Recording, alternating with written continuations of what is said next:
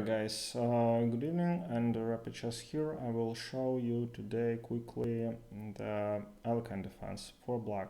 I think it's a little bit underrated opening. I played it a lot with black on the internet, and I had pretty good, decent results. Yeah, I've been playing it against a live opponent, a national master.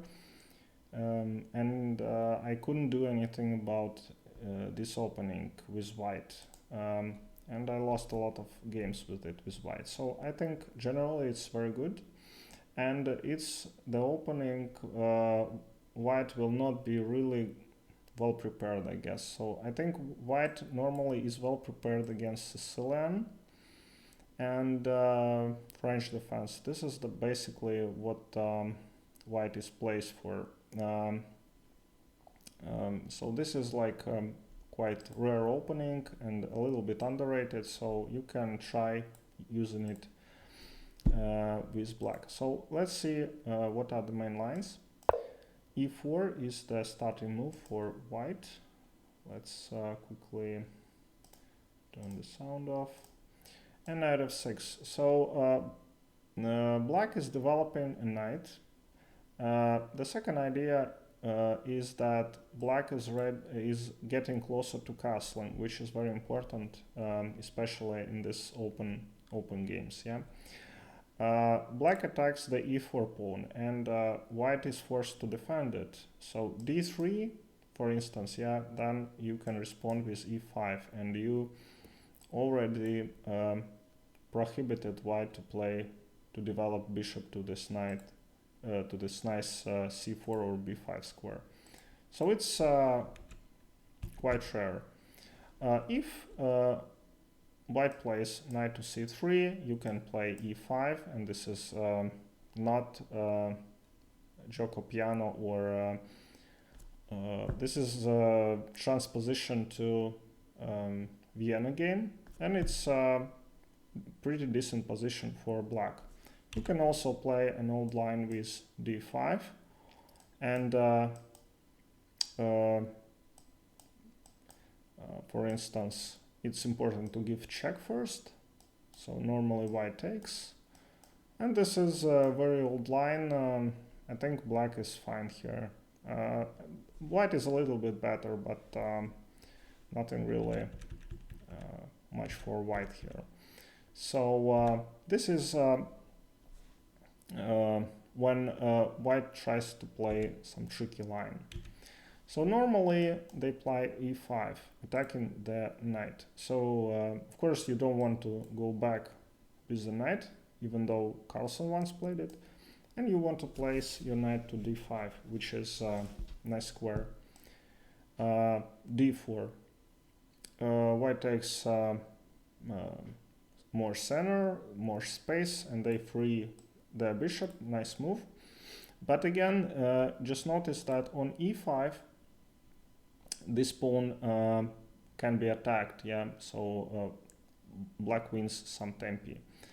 In this position black plays d6, attacking the e5 square. So modern theory shows that this position, for instance, is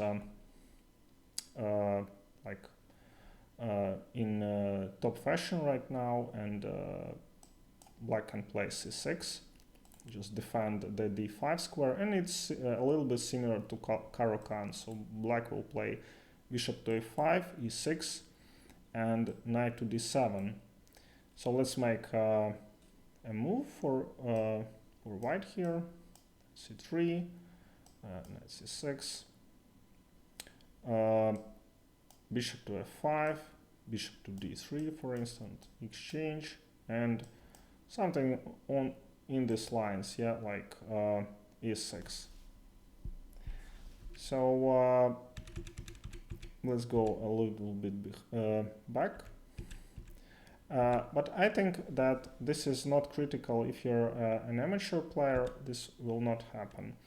So white normally plays something like c4. They use every option to attack your knight, which goes back to b6, the only square.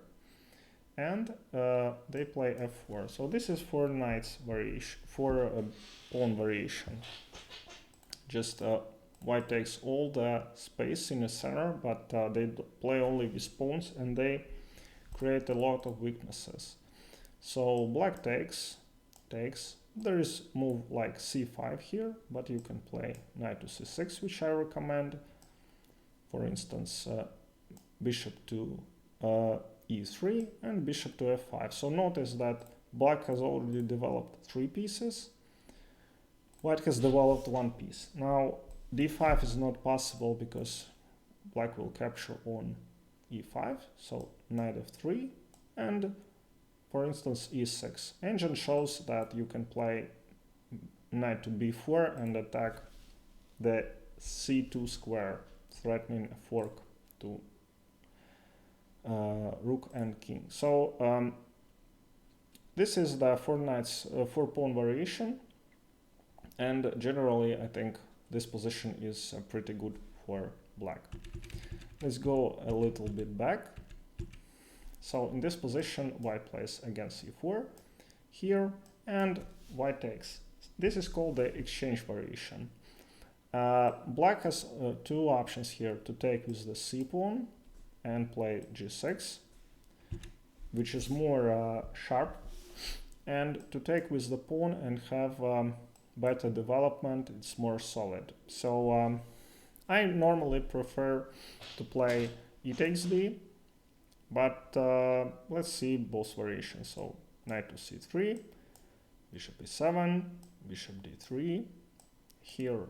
And the problem, a small problem for white here, is that they don't want to play knight f3. If they play knight f3, then you can pin them and just not release the pin. And if white plays, let's say, knight to c6, so this pawn on d4 is attacked, and somehow black is all over the board, they're attacking white very actively. Yeah, so let's say here's bishop to g6,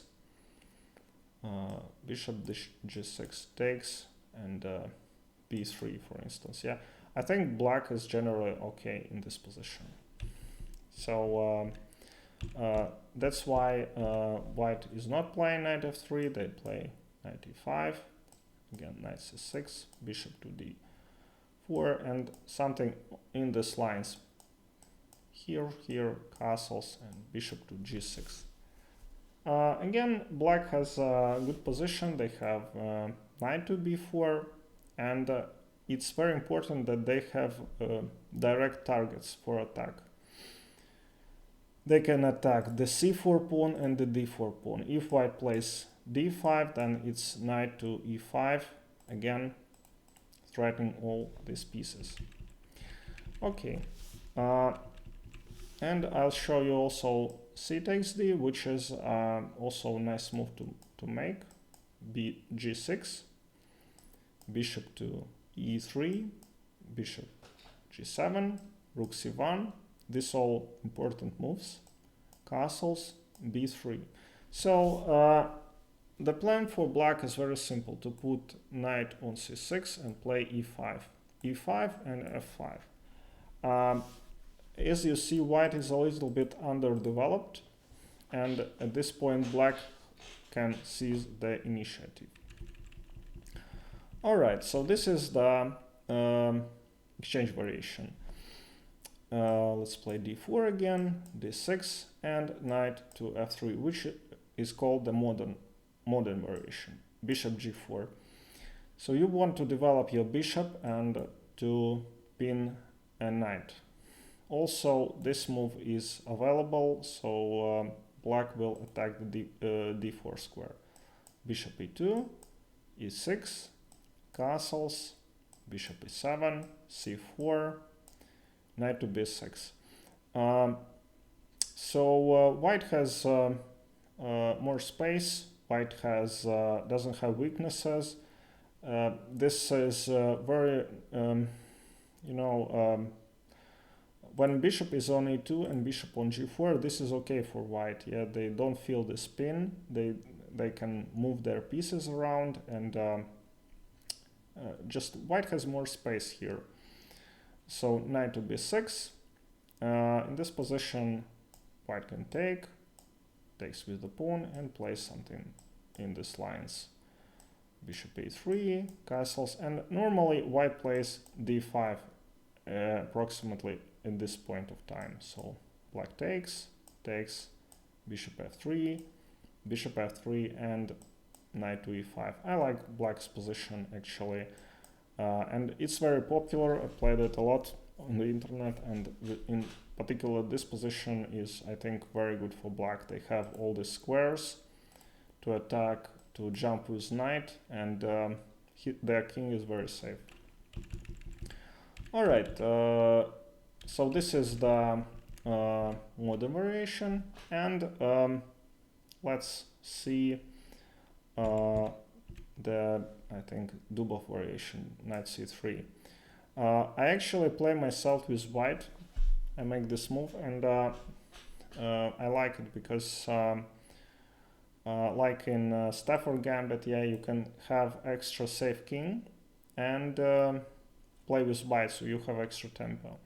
So if black takes, and white plays something like bishop to d3.